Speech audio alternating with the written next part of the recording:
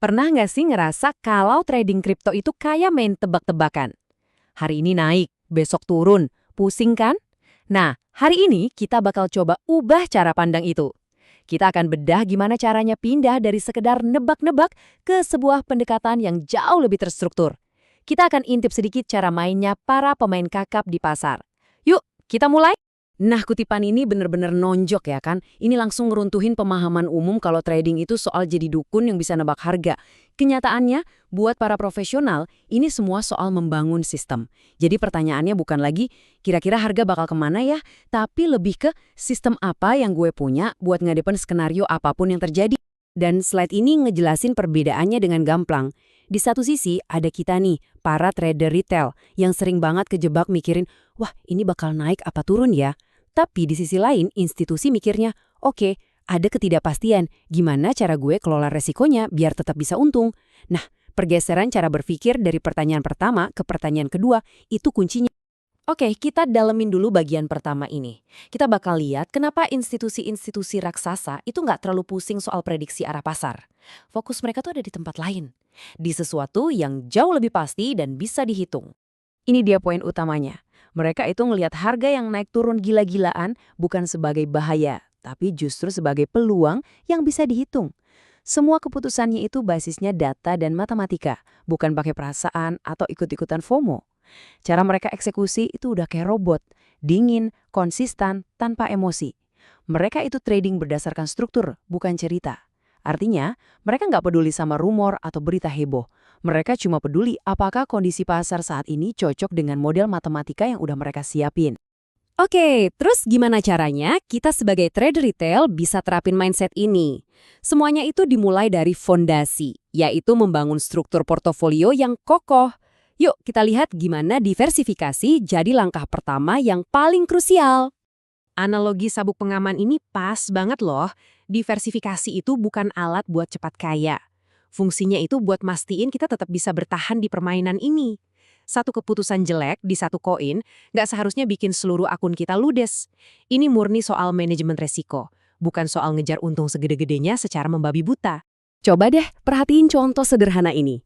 Portofolio kita itu bagusnya punya beberapa lapisan. Lapisan inti yang porsinya paling gede isinya aset stabil kayak Bitcoin. Ini ibarat jangkar portofolio kita. Terus ada lapisan pertumbuhan buat nangkap tren-tren baru yang lagi kuat. Dan terakhir ada lapisan eksperimen yang porsinya kecil banget. Di sini kita harus siap kalau uangnya hilang semua. Karena ini buat coba-coba aset yang risikonya tinggi banget. Keseimbangan inilah yang penting. Nah, sebelum kamu latah ikutan pencet tombol beli di koin baru yang lagi viral, coba deh berhenti sebentar dan jawab dulu daftar pertanyaan ini. Pertama, ukurannya. Aturan 5-15% ini penting banget biar satu kesalahan nggak ngerusak semuanya. Kedua, risiko sektor. Jangan sampai kamu beli 5 koin metaverse yang beda-beda terus bikin udah diversifikasi. Itu namanya bukan diversifikasi, tapi numpuk risiko di satu keranjang yang sama. Selanjutnya, pikirin juga jalan keluarnya. Likuiditas itu penting banget. Gampangnya, bisa nggak kamu jual asetmu kapan aja tanpa bikin harganya anjlok gara-gara order jualmu kegedean? Itu yang namanya slippage. Dan yang keempat, lihat rekam jejaknya. Aset ini udah teruji belum? Koin yang baru muncul terus harganya meroket tanpa pernah kena koreksi pasar itu bahaya banget. Kita justru mau cari aset yang udah pernah kena badai tapi tetap bisa berdiri lagi. Dua poin terakhir ini nggak kalah penting. Risiko pihak ketiga. Asetmu itu disimpan di mana? Apa semuanya ditaruh di satu exchange yang bisa aja bangkrut kayak kasus FTX dulu? Simpan juga di beberapa tempat. Dan yang paling penting, tentukan dari awal. Ini main buat berapa lama?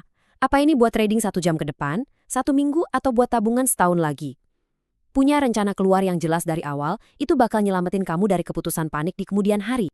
Oke, setelah fondasi portofolio kita kuat, sekarang kita naik level. Ternyata ada loh jejak-jejak yang ditinggalkan para pemain besar di pasar.